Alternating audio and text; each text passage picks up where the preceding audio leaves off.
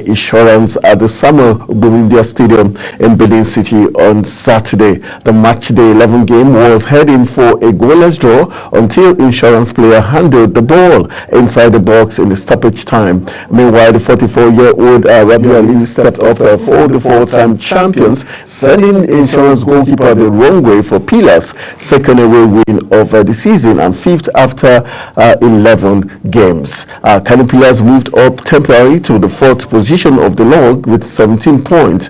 Reflecting on their run this season, Ali noted that the former champions will continue to fight for their place in the league. Ali has now scored in back-to-back games for the first time this season. He had scored a free kick in their last home match, a 2-1 win against Plateau United at the adopted home ground in Katsina. His scoring streak began with a brace against newly promoted Ikorodu City in their first game of the season, adding 2 more penalties in their dramatic 4-3 win against the Flying Antelopes. He called them Enugu Rangers. Yes, Rangers International in Enugu before netting in the last 2 games.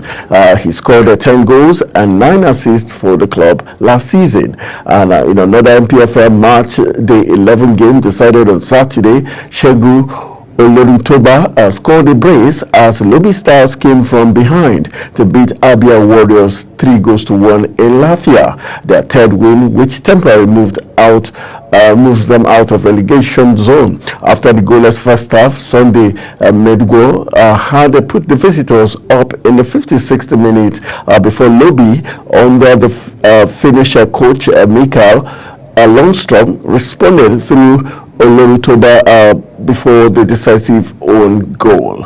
All right, let's move on from the MPFL. Let's talk about some matches that are going on in the continent. We are looking at Edo Queens in the news this morning. Yes, the champions right here in Nigeria, now going out there to represent Nigeria in the CAF Champions League. So we're talking Edo Queens this morning.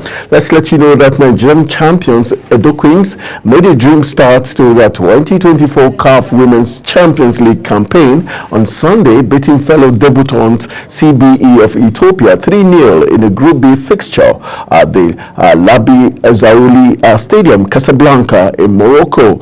Goals from MMPs Flashade Ijemi Lucy, who just made her debut for the Super Falcons against the Greens of Algeria, and the second half substitute in person of Goodness Osigwe did the job for Moses Adoku's side. It took the Nigerian Women Football League champions just 5 minutes to stamp their authority in the game, courtesy of the piece opening goal. Their opponent, however, contained their firepower in the 45th minute, ensuring the Nigerians took a slim advantage into the break. There was no stopping the Wafu B champions in the second half as Super Falcon striker Ijemi Lucy doubled the advantage 10 minutes after the restart. Another Super Falcon star from the last friendlies against Algeria, Osigwe, also came off the bench to add the third for Aduku's side. The comprehensive win propelled the Nigerian champions to the top of their group on goal difference ahead of another debutant, Massa FC of Egypt, who stunned the defending champions Mamelodi Sundowns 1-0 in the group's opening game. Meanwhile, let's just let you know that the NWFL and the Wafu B champions will square up against the Egyptians on Wednesday before tackling title holders Mamelodi Sundowns of South Africa on November 16 at the same venue. Meanwhile, Edo Queens are third Nigerian team to feature in this tournament after Rivers Angels in 2021 and Bayelsa Queens in 2022, with the country's highest finish being the third place recorded by the latter. Let's also let you know that Coach Aduku has stated their mission of becoming the first Nigerian team to win the title. Meanwhile, the Queens are already guaranteed of a handsome $150,000 participating fee and will scoop more money as they progress in the competition. That will see the winner smile home with $600,000. Runners-up get $400,000 and the third place finisher goes home with $35,000 aside from other monetary incentives. So it tells you a lot has been done by the Confederation of African Football to boost female football in the African continent. And we've seen African teams do so well in different competitions. Of late was South Africa playing a 1-1 draw with losing narrowly to the Lionesses of England, and we saw Nigeria do well also in other competitions across female football. Recently, under 17, where they got knocked out at the knockout stages by the United States of America. All right, let's take you to Turkey as we look at Turkish league, and one man is in the news this morning. His name, Victor Osimhen, is the man in the news this morning. Let's tell that Victor Osimhen took his tally and kindness to another level on Sunday by dedicating his brace in their 3-2-1 over Samsunspor to injured Galatasaray teammate Mario Icardi. The Nigerian striker gave his team the lead 3 minutes into the Turkish Super League game week 12 fixture and restored the advantage in the fifth minute. 5 minutes after Julius Incham pulled the visitors level from the sport. The 25-year-old celebrated his effort by hoisting Icardi's shirt in front of the fans at Rams Park in Istanbul. The former league player who joined the Turkish champions on a season-long deal from Napoli in September took his tally to 6 in as many as league matches and 8 in 9 matches across all competition. Osimhen has been enjoying the company of Icardi and Dries Mertens, his former Napoli teammate, with whom he has formed a leather attacking force at Galatasaray. Mourinho desperately wants Osimhen at the Fenerbahce. The club reported on Sunday that Icardi, who is 31, will undergo surgery after sustaining an anterior cruciate ligament injury in the 3-2 Europa League win over Tottenham Hotspur on Friday. Meanwhile, the Argentine, who has already missed games this season due to a separate muscle injury, was carried off the pitch on a stretcher during Thursday's home game. All right, there from Turkey, let's take you to England. Let's look at the EPL. Some good news are coming out from there, and we're talking about Bruno Fernandes this morning as he explains why Garnacho didn't celebrate his goal over the weekend. The story tells us that Alejandro Garnacho believes that some Manchester United fans have lost faith in him, which is why he chose not to celebrate his latest goal, revealed Captain Bruno Fernandes. Garnacho was engaged in a frosty exchange with a fan prior to the midweek Europa League game against PAOK, in which the Argentine was told he doesn't pass to teammates enough. It has been an up and down campaign so far for Garnacho, having missed a series of big chances in the Premier League, and he lost his place to Marcus Rashford. Asked about his exchange with non-celebrating Garnacho, Fernandes explained that the youngster needs to build his confidence back up. All right, so now you know why he didn't celebrate after scoring that goal against Leicester. Beautiful goal, to say the least. All right, moving on, still talking big stories making the round. We're looking at Manchester United future. Amorim holds talk with Van Nistelrooy is the big story coming out from Old Trafford. Let's let you know that incoming Manchester United boss Ruben Amorim will hold a crunch talks with Ruud Van Nistelrooy today about the Dutchman's future at the club. The Portuguese oversaw his final match as a Sporting Lisbon's coach on Sunday, doing so in style with a comeback 4-2 win over Braga, and will now have to fly to Manchester to take on one of the biggest jobs in world football. One of his first tasks could be to form his backroom team, and Van Nistelrooy's future requires priority status, with the club legend wanting to stay, but the decision being Amorim's to make. Van Nistelrooy took interim charge at Old Trafford in the wake of Erik ten Hag's sacking at the end of October, and oversaw an unbeaten run of 4 games, winning 3 times and drawing just 1. The United icon, who previously earned a legendary status with 150 goals as a player during Sir Alex's Ferguson's trophy-laden reign, has expressed his desire to stay on in the coaching capacity, but admitted that the decision is not his to make. Now, Amaron has hailed Van Nistelrooy for improving United ahead of his arrival and claimed the situation will become clear when the pair speak in person for the first time on Monday. Meanwhile, Van Nistelrooy has given an emotional farewell by United supporters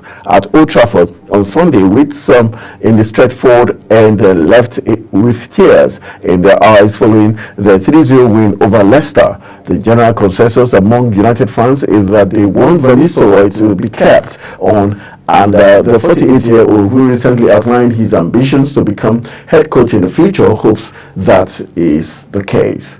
All right, we'll go for a quick break. When we return from the break, we'll be looking at other stories concerning how Amaron ended his stay at Sporting Lisbon with a win over Braga. We'll be giving that story, and other stories are making the rounds from Spain, the La Liga, where clearly one player is not happy, talking about Kylian Mbappe, and also be talking to you about one Chelsea player who might just be moving to Manchester United. His name, Christopher Nkunku.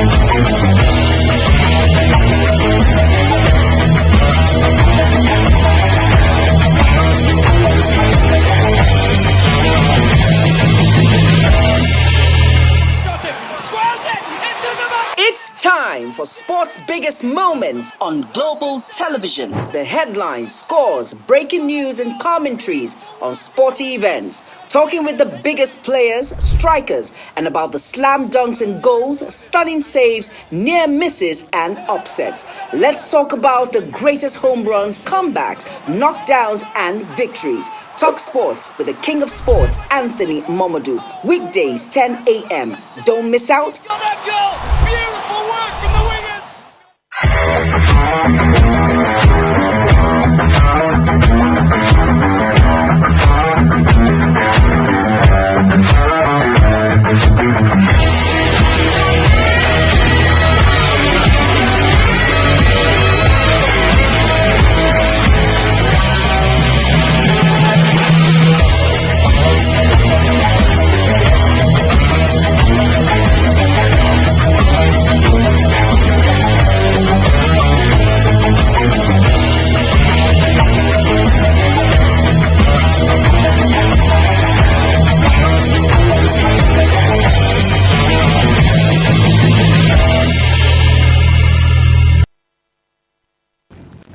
Alright, welcome back from the break. You still talk sport, and we've still got the big stories for you. Now we're talking Amarin is still in the news as we look at his fairy tale ending at Sporting Lisbon, where Sporting Lisbon have pulled off a sensational comeback against Braga to give Ruben Amorim a fairy tale ending to his spell as manager, as he gets ready to fly to England for his new role as Manchester United boss. The Portuguese has won 2 titles during his glittering 4-year spell at the club, which has now come to an end after he agreed to become Erik ten Hag's successor at Old Trafford. The terms of his contract meant that he will take charge of 3 more matches at Sporting before flying to England and settling in over the international break ahead of a first fixture at Ipswich on November 24th. He further endeared himself to his new fan base in one of the games humiliating Man City 4-1 in the Champions League on Tuesday, thanks to hat-trick from rumored Red Devils target Victor Gyökeres. In his final chapter at Sporting Lisbon, it seemed that he was ending on a sound note with the side 2-0 down against Braga at halftime. But a frantic final 35 minutes saw Amorim's men score 4 goals and give him the perfect send-off. The hosts took the lead after Ricardo Horta made the most of some chaotic defending and struck home from 3 yards out.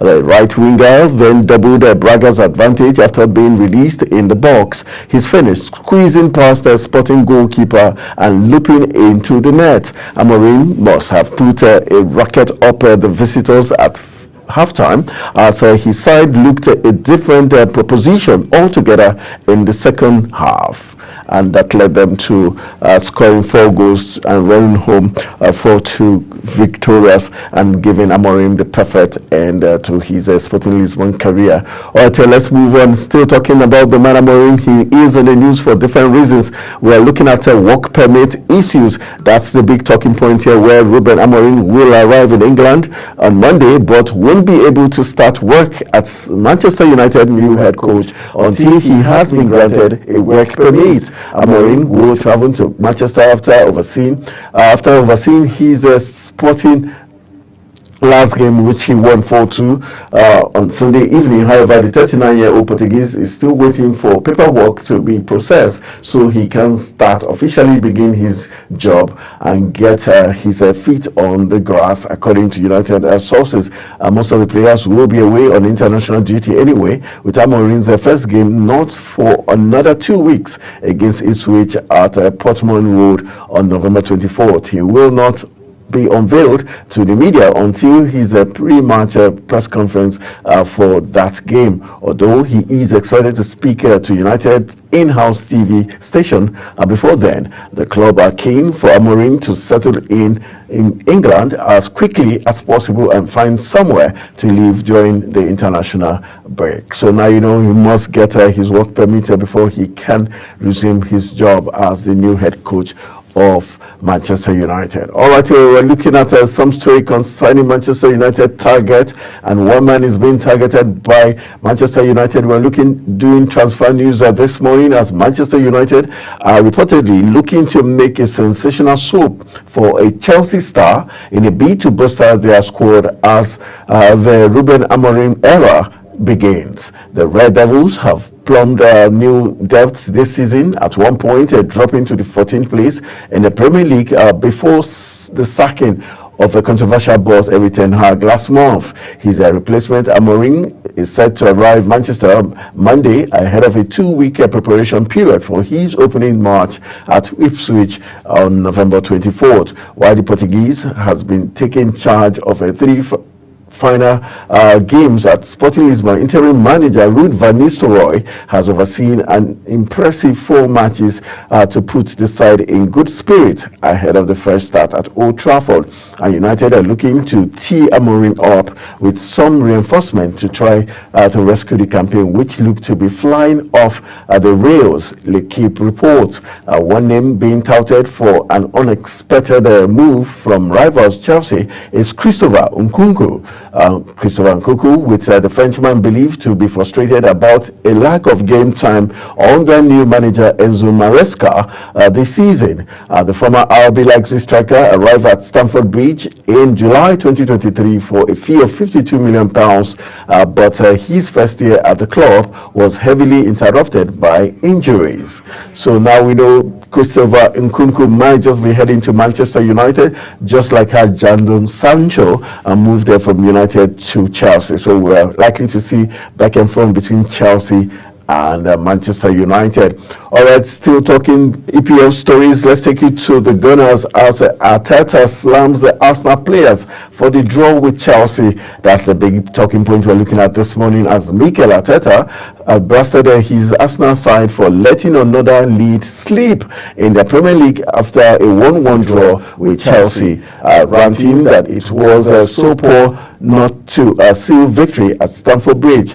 The Gunners took the lead thanks to a thumping near post finisher from Gabriel Martinelli after the Brazilian was found at the far post by returning captain Martin Odegaard. It took just 10 minutes for Chelsea to restore parity thanks to a mesmerizing long-range effort from summer signing Pedro Neto. Arsenal's Leandro Trossard missed a chance in the dying seconds to clinch victory, stretching in vain to connect with William Saliba. William Saliba's cross, but the visitors had to settle for a point. Meanwhile, Arteta was less than pleased with the aftermath, slamming his players for failing to hang on to the advantage after doing the same against Liverpool 2 weeks ago. The stalemate did neither side any real favours and leaves both of them 9 points adrift of leaders, Liverpool with just 11 matches played so far.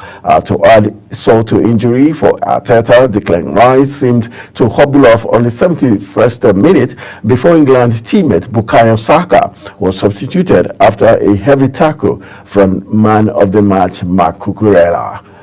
All right, so double jeopardy for Arsenal. Aside dropping points, they also are losing two of their key players, Declan Rice and Saka. Let's see how they're going to pan out of this. This is going to be the real test for the Gunners if they are to win this season's Premier League title. We're still talking Arsenal matters. The Gunners are in the news as Arsenal are sweating over injuries to Bukayo Saka and Declan Rice, who picked up in a festy London derby against Chelsea, with Mikel Arteta doing little to allay concerns after the match. The Gunners took the lead against Enzo Maresca's outfit courtesy of a composed near-post strike from Gabriel Martinelli on the hour mark before Pedro Neto long-range effort restored parity 10 minutes later.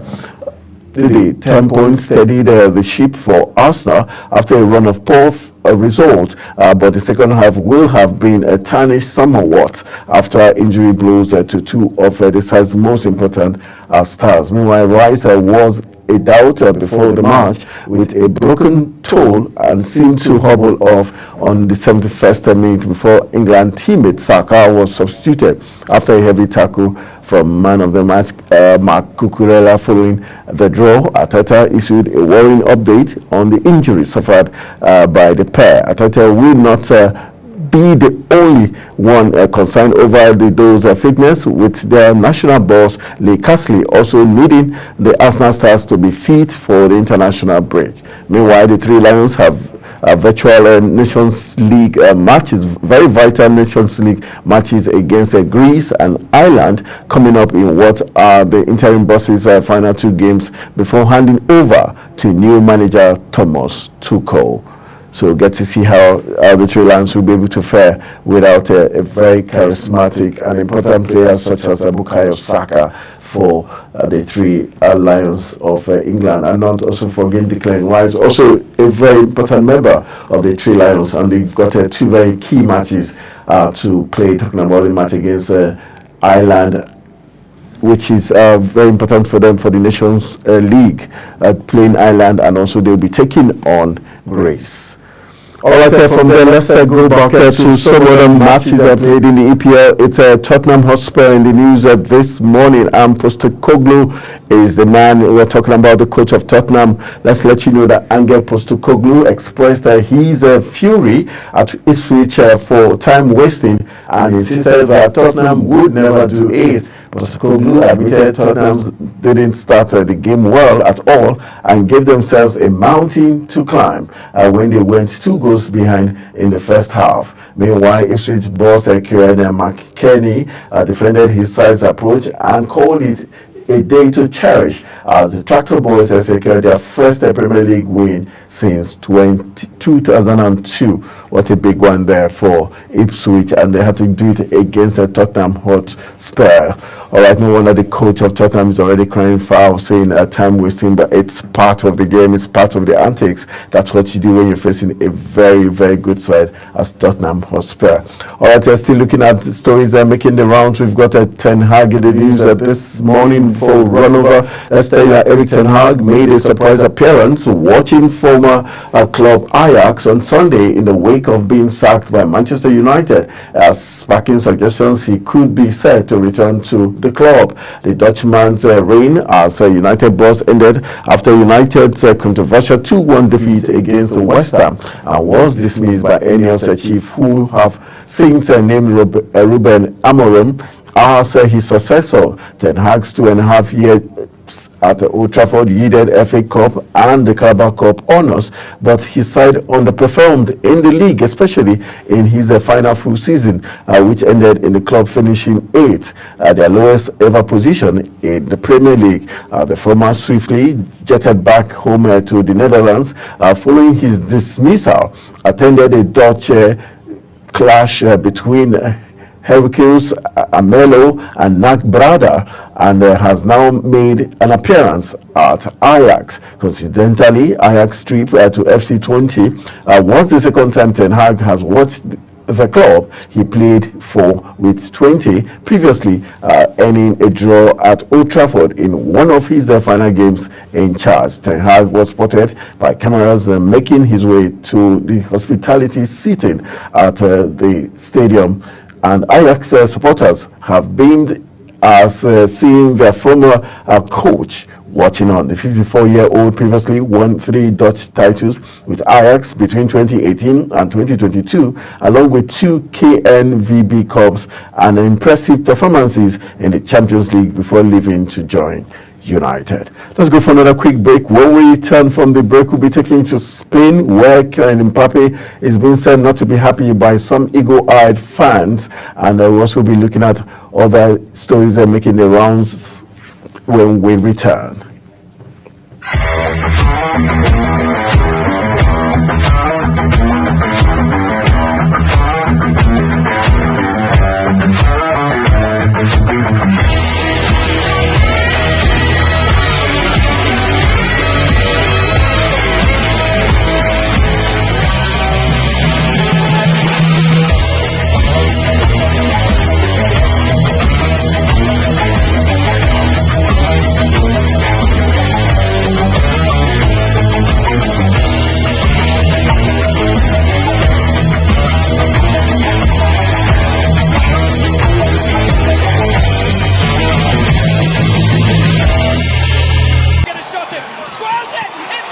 It's time for sports' biggest moments on global television. The headlines, scores, breaking news, and commentaries on sporty events. Talking with the biggest players, strikers, and about the slam dunks and goals, stunning saves, near misses, and upsets. Let's talk about the greatest home runs, comebacks, knockdowns, and victories. Talk sports with the king of sports, Anthony Momodu. Weekdays, 10 a.m. Don't miss out. Got that goal! Beautiful work from the wingers!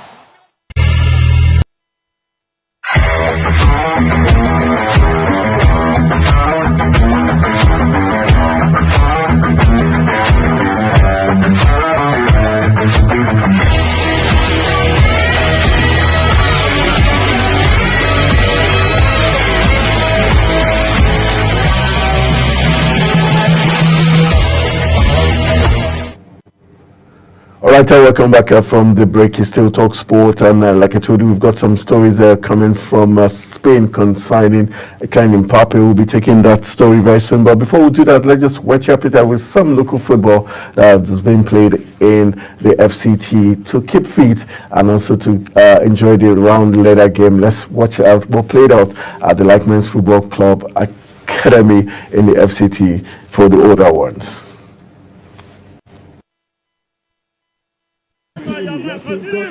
Paul, move out.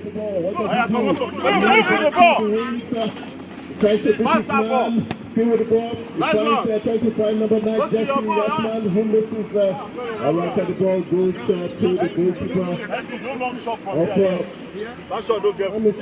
Stop that man. Defender who takes a long one. Nice one. Traps the ball, fails to hold on to the ball, sends it back to the waiting hands of the goalkeeper of Zuna FC. Leg. Oya, go. Nice one. Turn. Go. Continue. Nice one. Oya. Stay on place now. And now we are witnessing action already. We are just 5 minutes into the game. And the goalkeeper has been going up to pick up the ball. Charlie, you're even disturbing my camera. Maybe stand one side. All right, so we're waiting for the ball to be kicked into play. The referee blows his whistle for the restart of the match of the Light Wednesday football tournament. Follow him, my brother. Origi with the ball. He misses the ball. He's been taken from him. The ball out. All right, another infringement there. Player is down. Yes, the player is on number 7. Oh, yes, he scored the PRO of Amistad FC. And he takes the free kick. Nice ball. Who is there, buddy? Eddie, stop him. Nice one. Oh, yeah, go like that, buddy. Only you. Go like that. That's my first goal. A chance for Amistad FC there. Follow. All right, that ball kicked out and the referee says, hold on, do not make that through. Let's sort out some details there. This guy did this very well. Please stay one side now. Yeah, here comes the ball. What does he do? Takes a very long run like the lap we do in the English League some seasons ago. Into the Let's see, take that ball back. Allow that ball. CJ, settle down, sit back. In control of the ball, spotting Jesse number 4. What does he do? He finds his fellow teammate. He takes a long one there. And the goal safe hands into the hands of the Amistad goalkeeper. Yeah, nice one. Control your ball. Teddy Watch the rat man, but Teddy the cat, yeah. Spotting Jesse 1-1-1. Watch Emeka. For Amistad FC. Was one of the best goalkeepers in last season's edition of Light Wednesday. Oh, what a dribble there. It's too much time. Open your eye and look. A chance. That's a close one. Oh, Piano playing. That was joking. Origi there. But he has been stopped. Ref. Okay. All right. Go. A throw in now.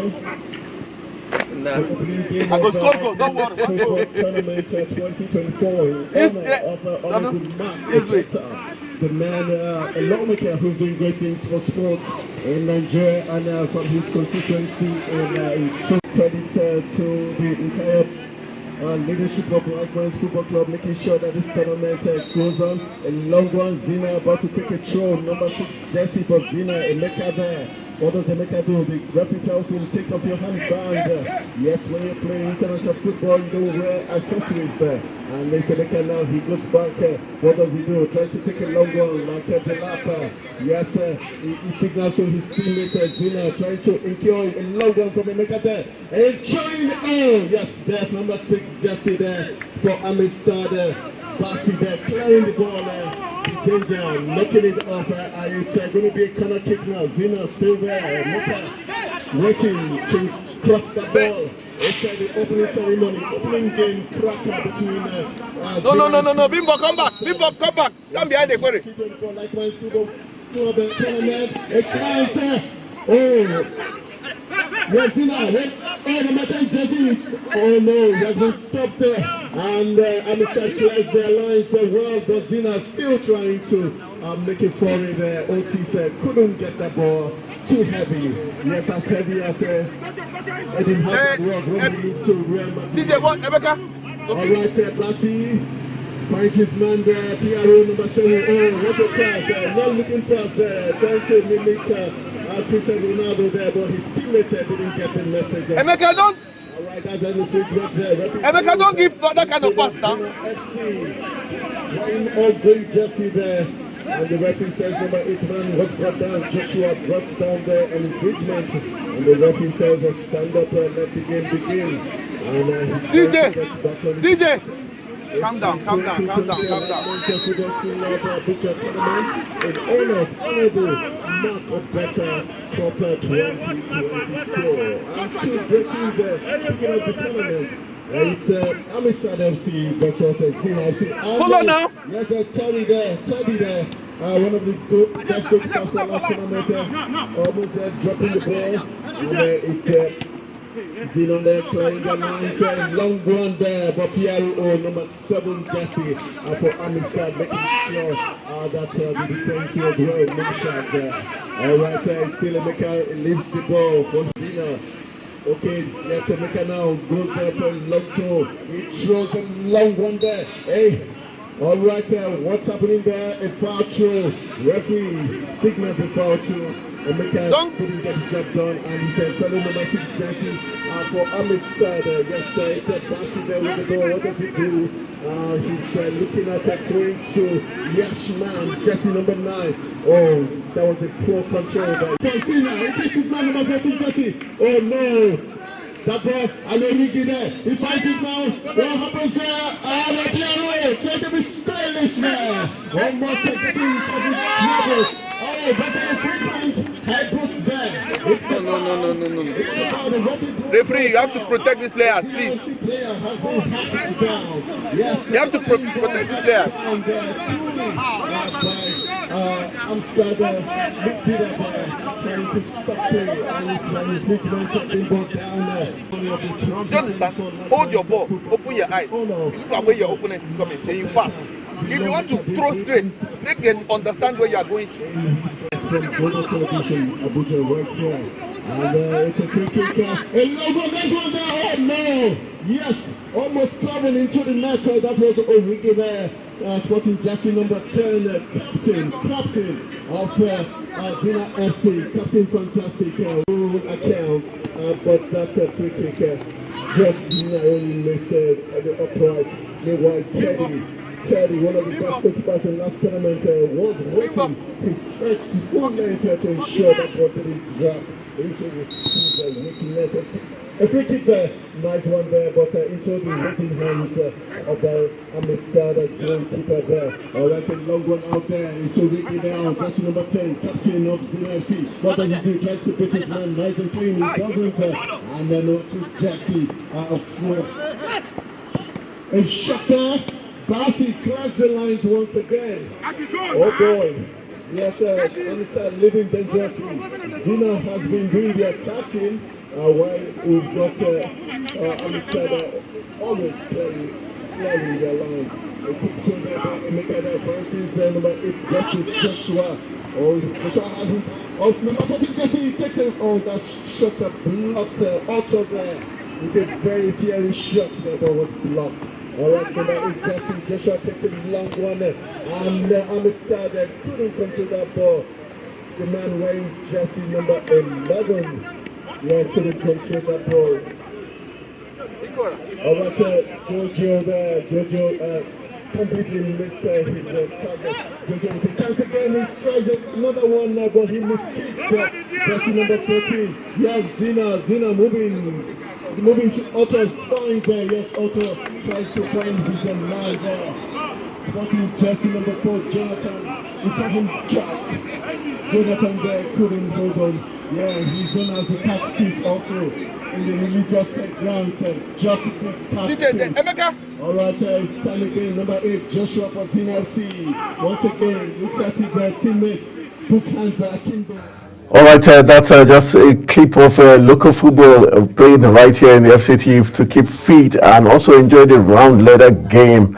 All right, let's move on to some other stories making the rounds as we hope all the good things that will be playing out at Old Trafford as the new coach resumes today. And the big question is, would Ruud van Nistelrooy, would he be staying put as assistant coach of Manchester United or not? That's going to be the big call. The person Ruben Amorim will be making when he resumes work at Old Trafford today, knowing fully whether Ruud van Nistelrooy has an eye for the top job somewhere in the future. Would he work to ensure that Amorim succeeds, or would he be a spoiler so that he can quickly take reins of Manchester United? Is a big talking point and a big question Amorim himself would have to answer. But let's go to Spain, where we've got some very interesting talking points also making the rounds. We've got a big talking point where an eagle-eyed fans claim Mbappe isn't happy at Real Madrid. That's the big talking point, as Kylian Mbappe has now gone 4 games without scoring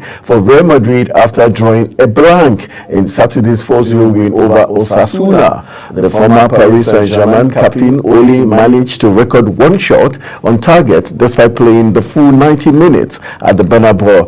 But Jude Bellingham scored his first goal of the season before Vinicius Junior stole the show with a hat-trick. Vinicius has now scored 12 goals in 17 games for Madrid this term, while Mbappe has 8 in 16. The Brazilian completed his hat-trick in the 69th minute on Saturday when he collected a pass from Brahim Diaz before smashing a shot past keeper Sergio Herrera.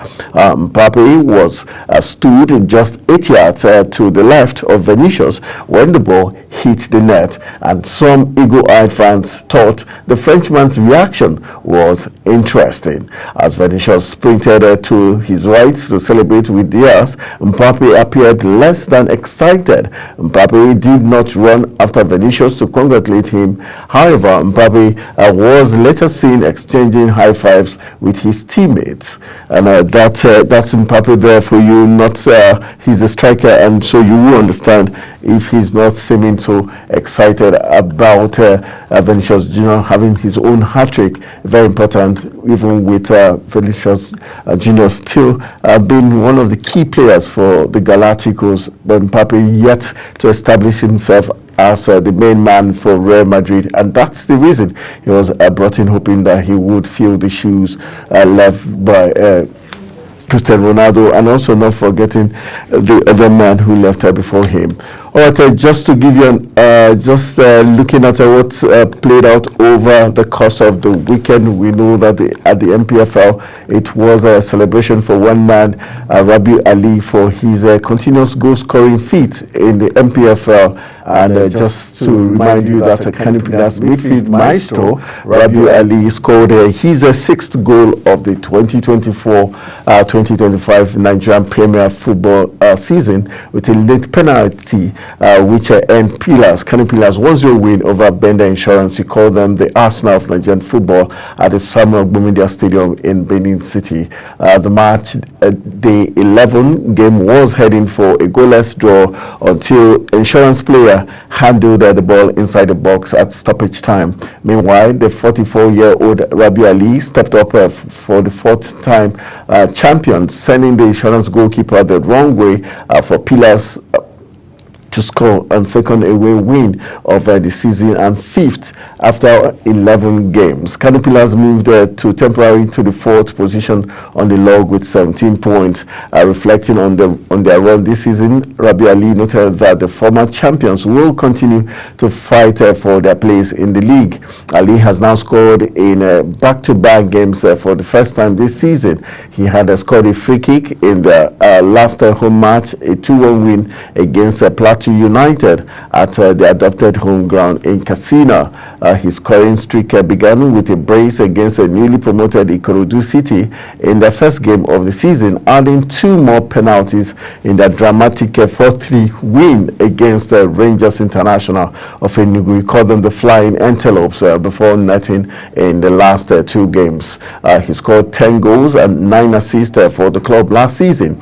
Meanwhile, in another MPFL match that was played, match day 11 this weekend game decided on Saturday, it was Shegun Olorutobas who scored the brace as Lobby Stars came from behind to beat stubborn Abia Warriors by 3-1 in Lafia.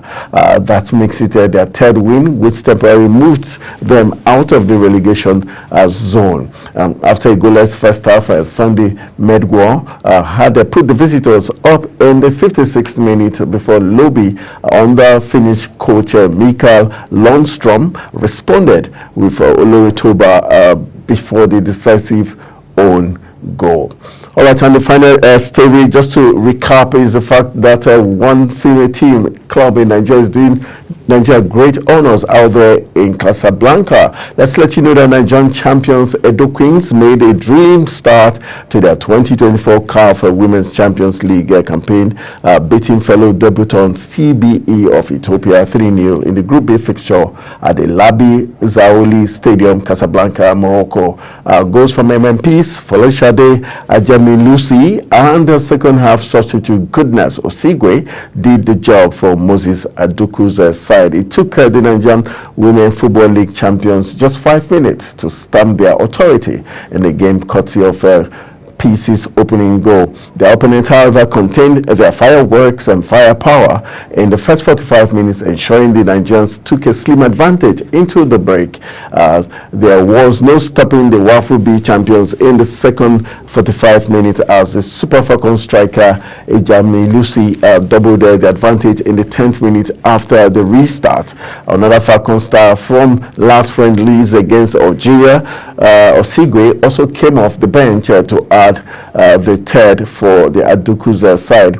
The comprehensive win propelled the Nigerian champions to the top of their group on goal difference ahead of another debutant, Massa FC of Egypt, who stunned the defending champions Mamelodi Sundowns 1-0 in the group's opening game. Just to let you know that the NL, NWFL and the Wafu B champions will square up against the Egyptians on Wednesday before tackling title holders Mamelodi Sundowns of South Africa on November 16 at the same venue. Meanwhile, Edo Queens are the third Nigerian team to feature in the tournament after Rivers Angels did so in 2021 and Bayelsa Queens did the same in 2022, with the country's highest finish being a third place record by the latter, while Coach Aduku has stated their mission of becoming the first Nigerian team to win the title. Edo Queens are already guaranteed of a handsome $150,000 participating fee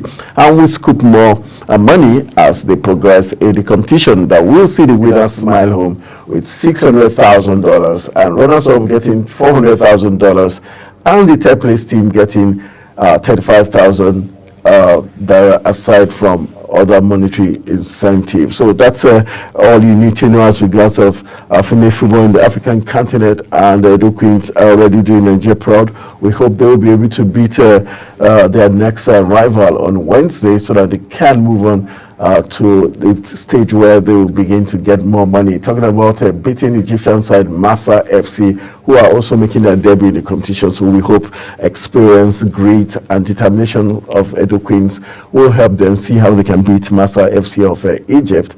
If they get that victory, then it's going to be the last game against Mamelodi Sundowns of South Africa, one of the toughest and strongest teams in African female football. And if they get that done, then they're going to get to the finals and hopefully win the trophy and become the first Nigerian female team to win the CAF Champions League. All right, so that's how much we're going to give to you today on today's edition of the program Talk Sports. My name is Anthony Bogodu saying thank you for being part of the program. Hopefully tomorrow we'll be getting Mazzino and the NFF joined us via Zoom to give us some update as regards national teams' preparations for AFCON 2025, World Cup 2026, and other big national issues for discuss.